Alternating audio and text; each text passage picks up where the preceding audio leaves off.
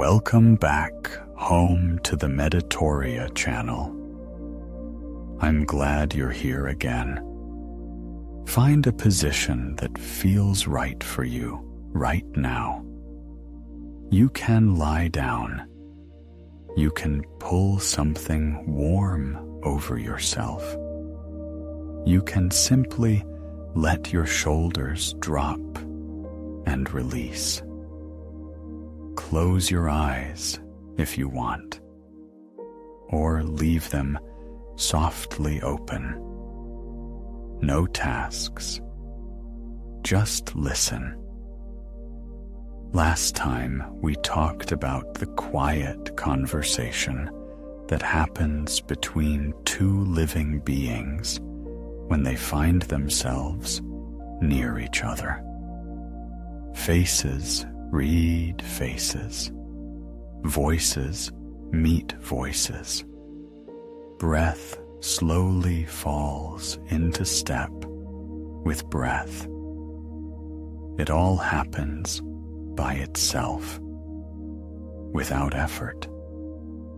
Today we will talk about one very particular part of that, about how one person can quietly help another person grow calm, without words, without advice, without any promises that everything will be fine, simply by being near. You have probably seen this scene many times. A small child is crying loudly, with the whole body shaking from the force of it, face flushed, breath breaking apart, ragged gasps between sobs, and the mother lifts the child into her arms, holds the child close. And then something remarkable happens. She does almost nothing. She does not reason with the child. She does not explain that there is nothing to fear. She does not reach for a toy to distract. Maybe she hums something softly, sounds that are almost not words. Maybe she says, shh, shh. And even that is less a word than a sound. She holds the child against her chest and slowly rocks, just slowly, back and forth. And something begins to shift. After a minute, after 2, after 5, the crying grows quieter. Between the sobs, the pauses grow longer. The breath evens out. The eyes close. Sometimes the child falls asleep right there in her arms. If a stranger were watching from a distance without knowing who these two were, they might think the mother had done very little. She did not solve a problem. She did not find a cause. She did not ask questions. She did not hurry. But she did do something. Something very ancient, very simple, and very powerful. Something all mothers of all kinds on this planet know how to do. Something the child could not have done alone.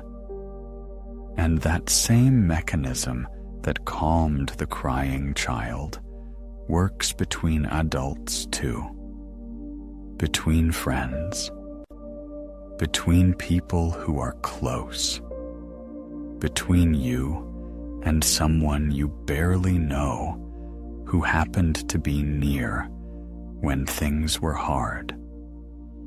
This is the same quiet conversation we spoke about last time. Only here, it takes a particular form.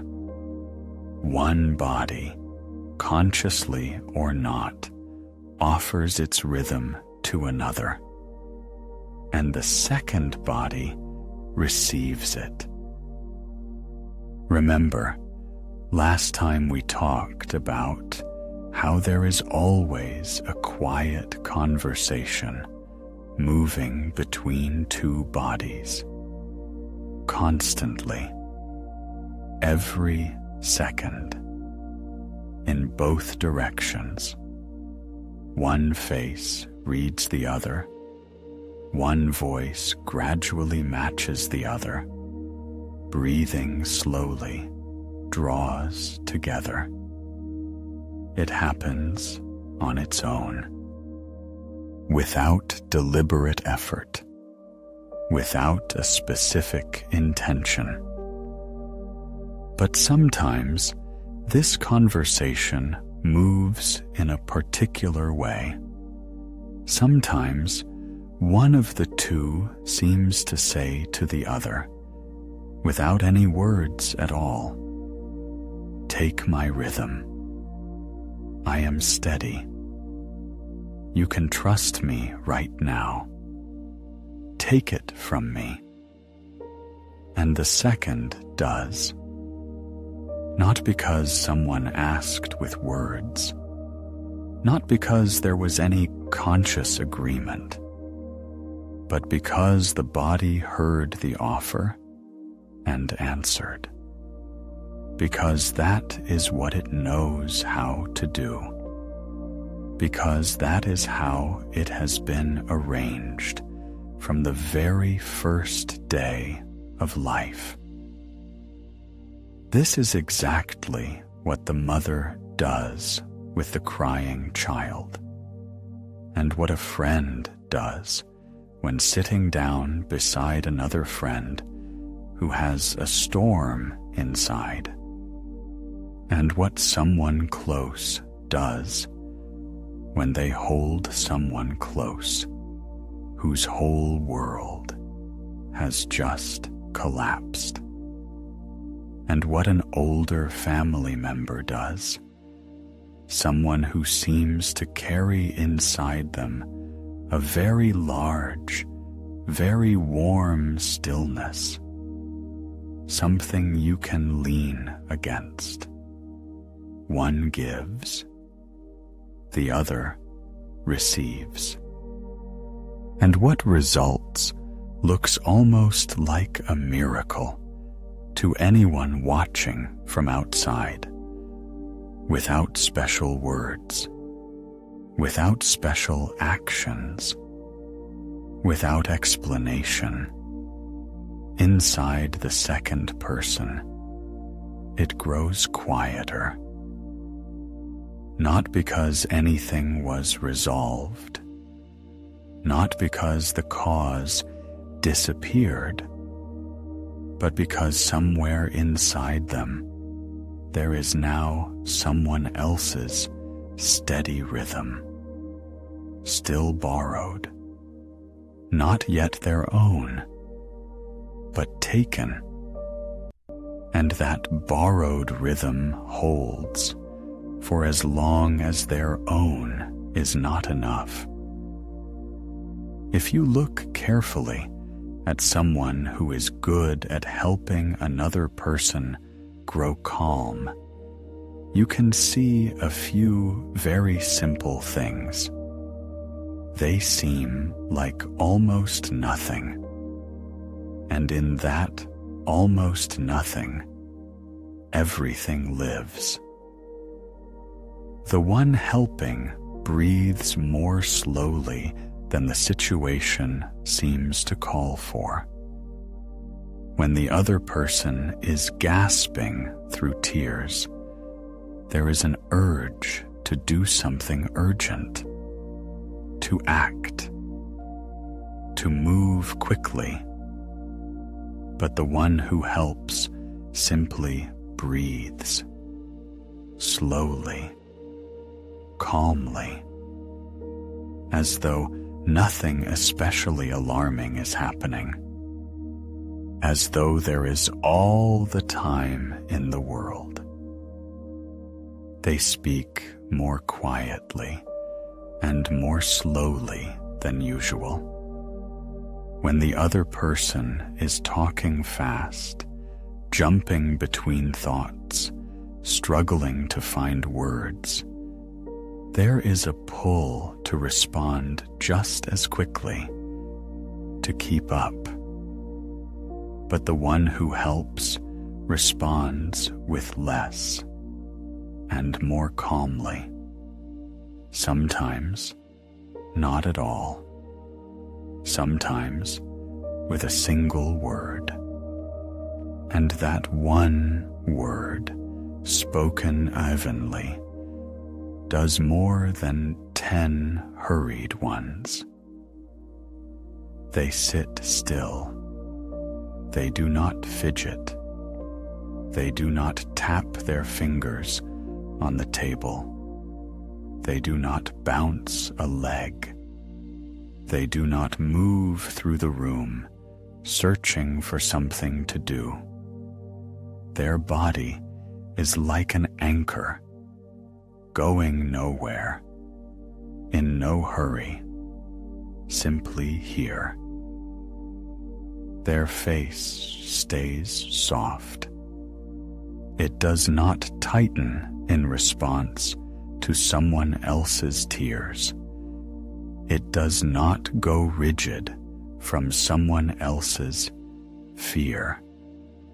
The brows do not draw together. The lips do not press closed. The face stays open, attentive, warm. They do not rush toward solutions. They do not ask quick questions in the way of what happened. Tell me right now. Let's go through it step by step.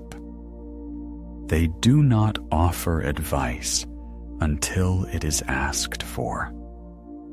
They do not explain to the other person what they are feeling or why. Just near, just listening, just breathing. Put all these simple things together. Slow breath, a calm voice, a still body, a soft face, the willingness not to hurry. And you have a body that stands firm, steady, quiet. And that quiet steadiness is itself an invitation to the second body, an invitation to also grow slow, to also settle down, to also find a rhythm. And here is the most remarkable thing. What the helper says matters very little. Words are almost not the main event. You can say, everything will be fine, in a very anxious voice, with a tight chest, in a high, fast tone, and the second body will hear it that way. Danger. Someone nearby is also unsettled. Stay alert. The words said one thing, and the body said something entirely different. And the body trusts the body, not the words. You can say almost nothing at all. Sit close, place a hand on a shoulder, breathe slowly, and the second body will hear it this way. There is something steady here. It is safe to let go. Almost no words were spoken, and everything came through. This does not mean words are useless. Sometimes something very simple needs to be said. I am here. I am not going anywhere. We will get through this. But these words only work if the body of the one saying them confirms what is being said. If the voice is even, the breath is long, the face is calm, then the words enter. They take hold. The second body receives them and trusts them. But if the voice is tight, the face drawn, the shoulders raised, then the words bounce off. They do not arrive. They sound right, but they land empty. The second body does not take them in. This is why the wisest words spoken in an anxious voice do not help. This is why the right advice delivered in haste does not work. And this is why a few plain words, spoken evenly, calmly, without hurry, can shift a whole state. Not because there is any magic in the words themselves, but because the body they come from carries steadiness. And that steadiness is what the second body heard. So what is it that actually carries real calm? Not words, and not only a face, not only a gaze. The deepest thing that passes between people is rhythm. When the helper is near, the second body is not listening to their words. It is listening to pace, the pace of their breathing. How many seconds between the inhale and the exhale? How many seconds between sentences, between thoughts? How slowly or quickly the hands move when reaching for something? How often the eyes blink? How unhurried the turn of the head? And this rhythm, slow and even and unrushed, gradually becomes the quiet music the second body begins to move with. This is not imagined. This is not a metaphor. It happens in the body. The second person's heart actually slows. Their breath actually lengthens. Their muscles actually release. Not because the mind drew the conclusion that someone is near, and therefore it is safe to relax. The mind has nothing to do with it.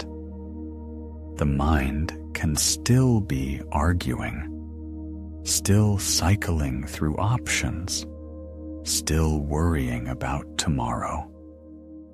and the body has already moved to a different rhythm. This is a very deep layer of how we work. A body borrows rhythm from the body nearby. It has always been this way, from the very first days of life. When a newborn lying on the mother's chest learned the rhythm of her breathing, the rhythm of her heart, the rhythm of her voice, that capacity never leaves. An adult body takes on rhythm from the body nearby just the same way. We simply rarely notice it happening. We notice only the result. Something inside grew quieter. The chest feels wider. The breath longer. You do not know why. And yet, there it is. And the clearest, most original example of this is the mother and the crying infant. This is where it all begins. The very first conversation of this kind that you ever had, between your small body and the large, warm body of your mother. A small child cannot calm itself. There is no steady inner rhythm yet, nothing to return to when things feel bad. It has not been built yet. The body is a brief history of brief rhythms. When there is distress inside, everything trembles, everything shakes. When there is warmth, everything is soft, everything flows. And when things feel bad, there is simply nowhere to go inside. There is no inner warm place to wait it out. Not yet. It is being built. What there is a body nearby, large, warm, steady. The mother's body. When the mother picks the child up and holds them, the small body leans into her rhythm and listens. Her breathing, slow and even, moves at a very unhurried pace, the kind where her chest has time to rise and fall fully. Her heart, large and warm and steady, beats in a certain rhythm, and that rhythm travels through her chest directly into the small cheek pressed against her. Her voice, low and soft and quiet. When she hums something, the melody moves evenly, without sharp turns. And gradually, sometimes in a minute, sometimes in 10, sometimes longer, the rhythm of the small body begins to follow hers. The breath lengthens. The heart slows. The tears grow quiet. The muscles let go. Not because the child understood that everything is fine, The child did not understand that. The child does not yet know how to understand in that way. But because the body temporarily borrowed her rhythm, it did not yet have its own, and it would take a long time to learn. Every time the mother holds the child this way, every time the father holds the child this way, every time any steady presence holds the child this way, the small body receives a lesson, a very slow, very quiet, very deep lesson. This is what calm looks like. This is what it feels like from the inside. Remember it. Hold it in the body.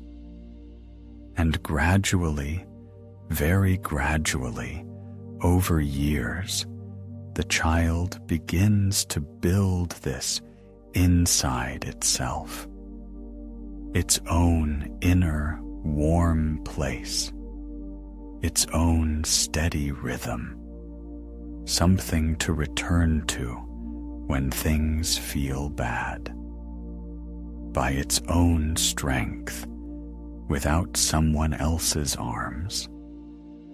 This is how all of us ever learned to be calm inside, every one of us, through many, many times when someone steady held us close.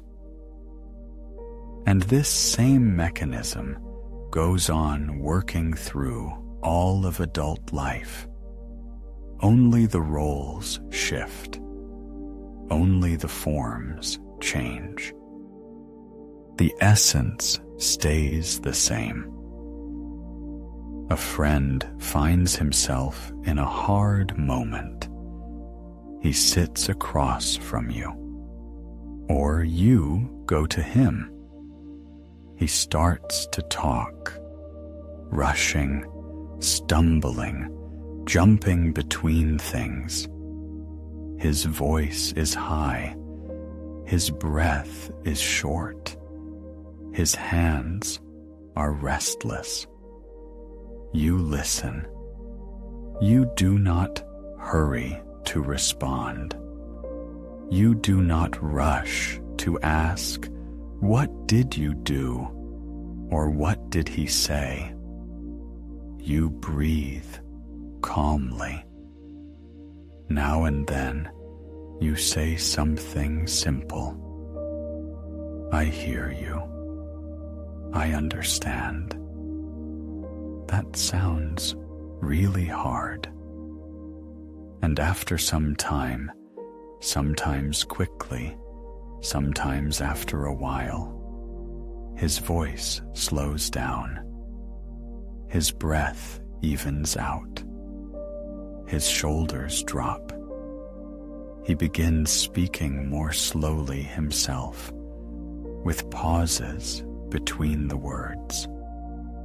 And in those pauses, for the first time in a long time, he is actually breathing.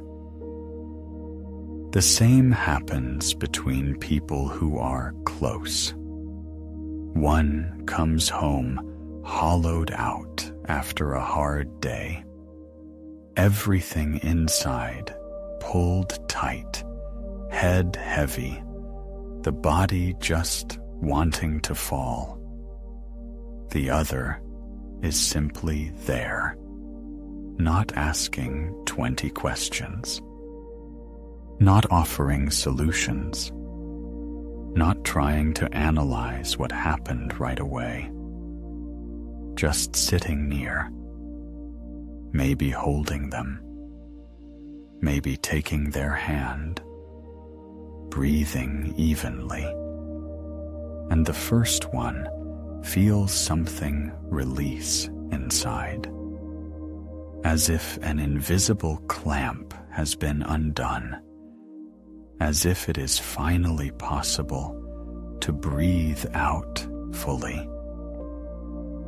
This is not the magic of a particular relationship. This is not a special bond that only some people have.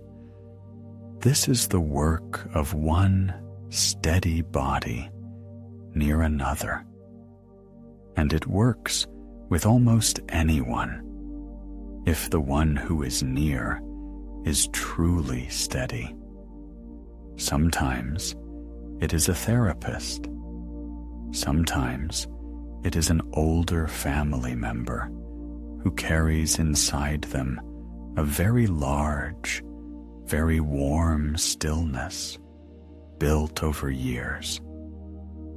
Sometimes it is someone you barely know who happened to be nearby at a hard moment, whose body simply stood firm, and you, not knowing them at all, leaned inwardly against their steadiness, and you felt lighter, and later you may not remember their face, but you remember that something released in you when you were near them. This is what I was speaking of at the very beginning, that quiet conversation, only directed, active. One gives, the other receives. And here there is a very important law. This work moves in only one direction, from steady to unsteady, from calm to anxious, and never, never the other way. If both people are anxious, neither will calm the other. Two unsettled people near each other is not help. It is two bodies passing tension back and forth. Each one hears the other's quickened breath. Each one sees the other's tight face. Each one feels the tension in the other's shoulders, and each one tightens further as a result. They only amplify what was already there. This is visible in simple scenes. Two parents in a panic over a sick child, and the child only grows more frightened. Not because the parents are failing. They love the child. They are worried, but their anxiety travels along the same warm thread that usually carries calm, and the child receives it. Two friends in crisis, both in acute distress, and nothing gets resolved. It only grows heavier. Two people close to each other in conflict, both tense, and the fire spreads rather than going out. These are not bad people. It is simply that none of them right now can be steady. None of them has enough of their own rhythm at this moment.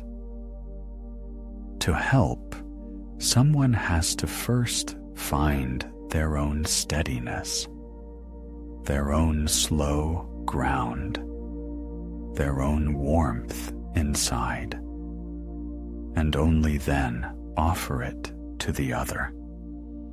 This does not mean hiding your feelings. It does not mean pretending everything is fine when it is not.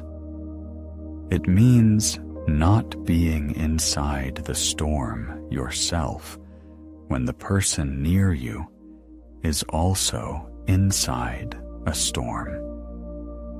Even half a step out of it, even a little wider, even a little higher, because only from that slightly wider place can you reach out a hand. From inside the storm itself, there is nothing to extend. One storm does not help another storm. This simple truth explains a great deal. It explains why sometimes the most useful thing you can do for someone you love is to first help yourself. Find your own quiet, your own footing, your own ground, and only then be with them, not out of selfishness, but because without that, there is nothing to offer. And so very often, when we want to help, we get in the way, even while trying our hardest. This is the most delicate part. The intention is good, but the rhythm is wrong. Often, someone wants to help and tries. They try very hard. They ask many questions. What happened? Why? What did you do? What did he say? Have you thought about this? Have you tried that? Maybe it is because of this. Their face is worried because they themselves have become anxious from the weight of another person's trouble. Their voice is fast because they want to understand as quickly as possible so they can help. Their body is tense because something in them has risen in response to caring about the person near them. They genuinely want good things. They love. They are troubled by it. And the second person feels heavier because of all that tension. Or another version. The helper tries to bring calm through explanation. Do not worry. This is normal. Everyone feels this way. I felt this way too. It will pass. The right words, the words that books recommend. But if they are said with a tight face, quickly, a hand hitting the table for emphasis, then the second body does not receive them. They bounce off. What comes through is the rhythm, and the rhythm says, something is urgent. Something is wrong. Anxiety. Inside the second person, those soothing words only make things worse. They feel alone. They can sense that the person speaking is themselves tense right now. And it is even harder. Or another version, still. The helper begins solving the problem.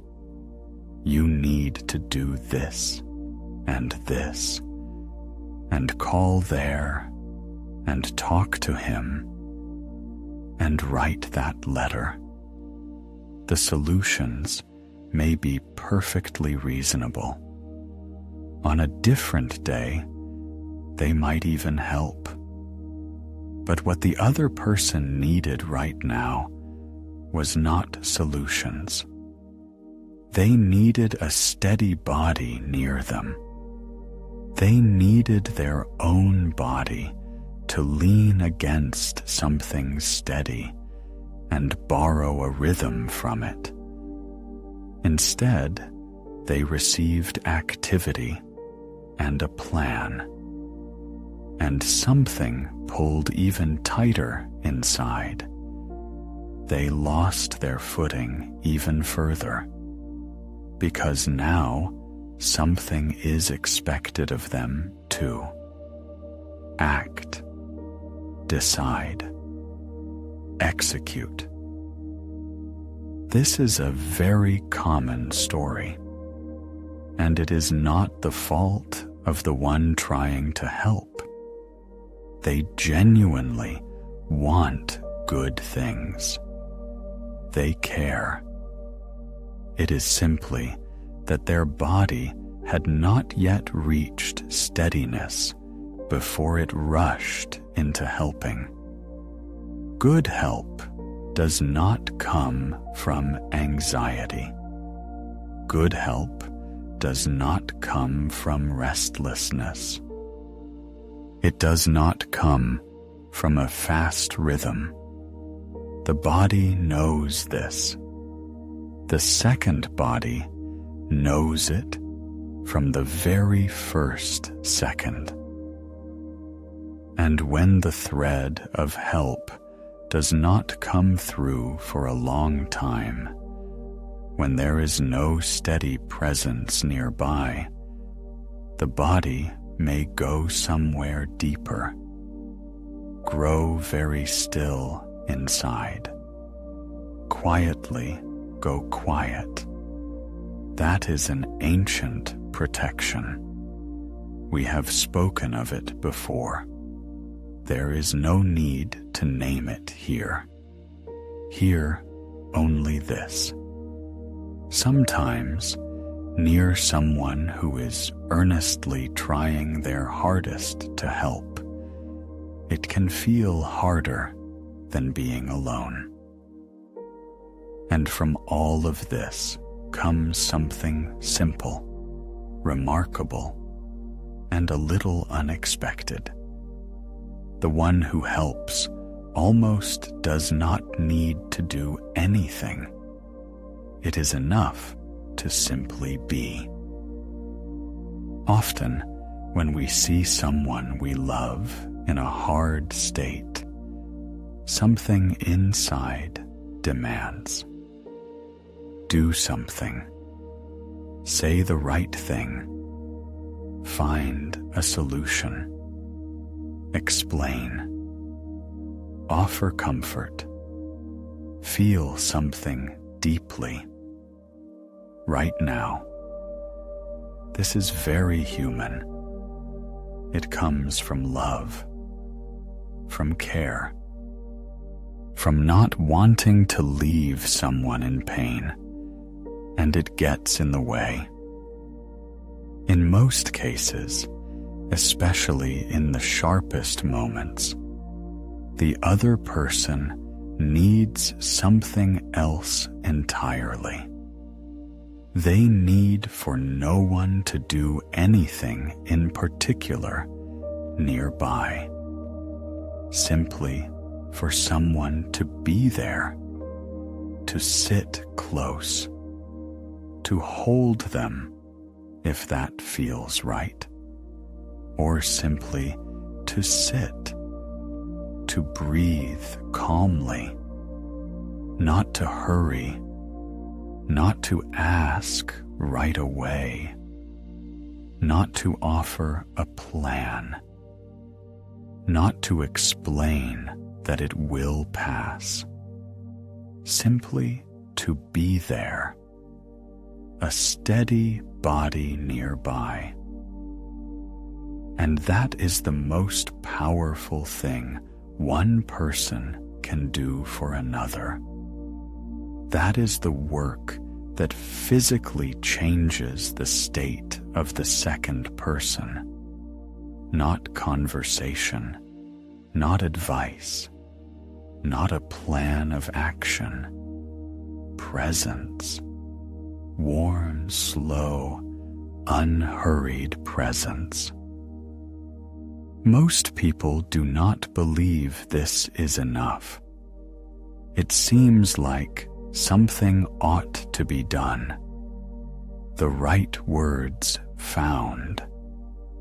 An insight offered that will change the situation.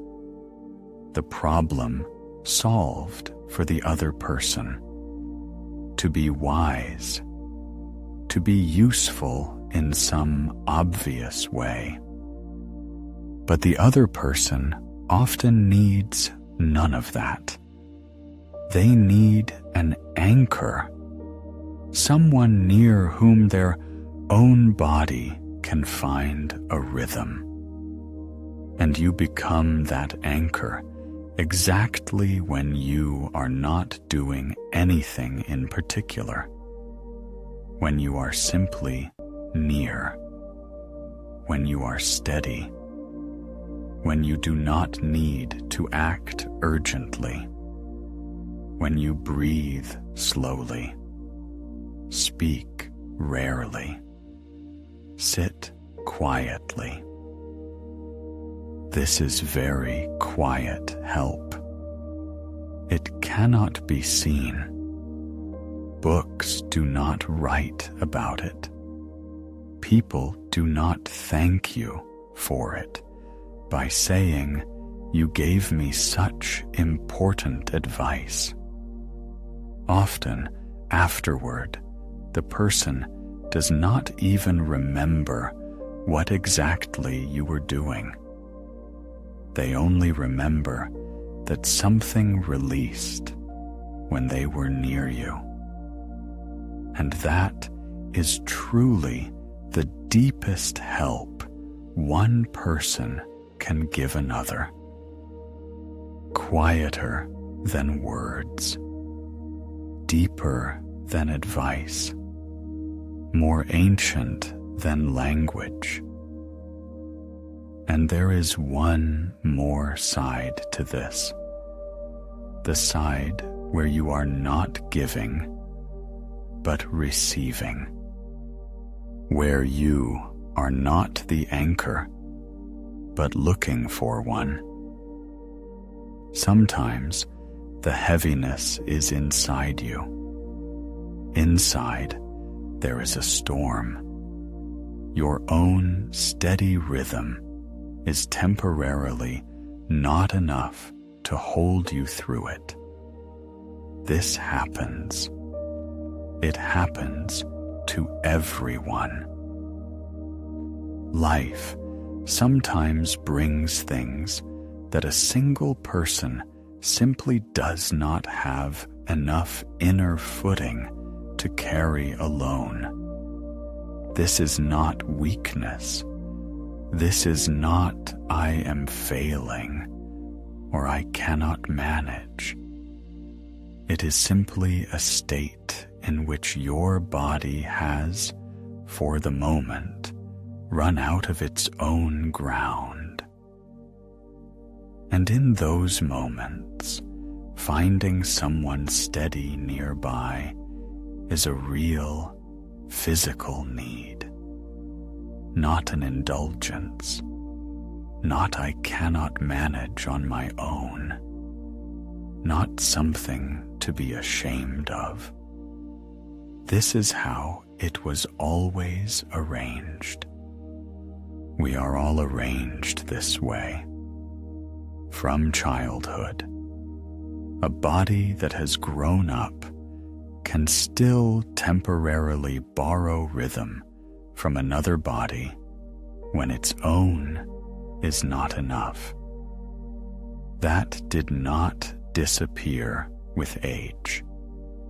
it will never disappear, because we are all living. Because all of us have times when our own is not enough. Sometimes that person is someone close, someone near whom you breathe more fully after the very first minute. Sometimes it is an older friend who carries inside them a very large, very quiet stillness. Sometimes it is a therapist whose work is to be a steady body nearby while yours learns to find its footing again. Sometimes it is a voice in a recording, moving slowly and warmly, something you can simply rest beside in the evening. Sometimes it is even the image of a person who was once near you and was steady, and they are not near you now, but your body remembers their rhythm, and you can call them to mind, lean on them inwardly, and the body will genuinely respond. The main thing is to allow yourself this, not to force yourself to manage alone through gritted teeth, not to feel shame about needing someone, not to call it weakness. It does not mean you are weak. It means you are alive and made the way all living things are made. To borrow the rhythm of another when your own is temporarily gone is a very ancient, very healthy, very human thing. Everyone passes through it, some openly, some quietly within themselves, but everyone passes through it. And right now, while you are listening, this work is happening with you. Right now. Right now, while this voice is sounding, your body is taking its rhythm. The voice moves slowly. There are long spaces between the phrases. The tone is warm, even, unhurried. And this whole time, perhaps without noticing, your body has been adjusting. The breath has lengthened. The shoulders have come down. The heart has moved into a steadier pace. Inside, it has grown quieter. Not because you decided to relax, not because you did anything deliberate, but because your body did what it has known how to do since the very first minute of life. It found a steady rhythm nearby and fell into step with it.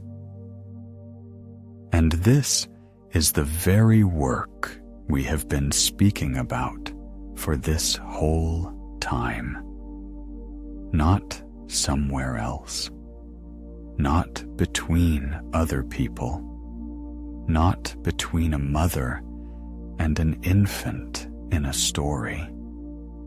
Not between two friends in someone else's account. But here, now, between a voice that is moving and a body that is listening, the same ancient work of two bodies that have found themselves near each other. Only one of those bodies right now is yours. And this answers the question we began with. Why does heaviness release near a calm person without words, without advice, without promises that everything will be fine? Because a body takes on the rhythm of the body nearby. Because this is the most ancient help there is. Because it does not need words. One steady body is enough. And the second body, especially if it is tired, if there is no inner footing left, will lean into it on its own and take the rhythm from it on its own and grow calm on its own, not because the cause disappeared, but because an anchor was found. This is not magic. This is very ordinary, very human work, ancient as life itself. And right now, it is exactly what is happening with you. A voice nearby, the breath longer than it was, the shoulders lower, the chest wider, inside quieter. Next time, we will talk about how a body learns to be its own steady ground when there is no one nearby, when there is nothing outside to lean against, when you have to find your own slow ground yourself from within. That is a different story. And it too is about something ancient. But that is for next time. For now, only this. A voice, a breath, something warm inside, a body that has found a rhythm and rests.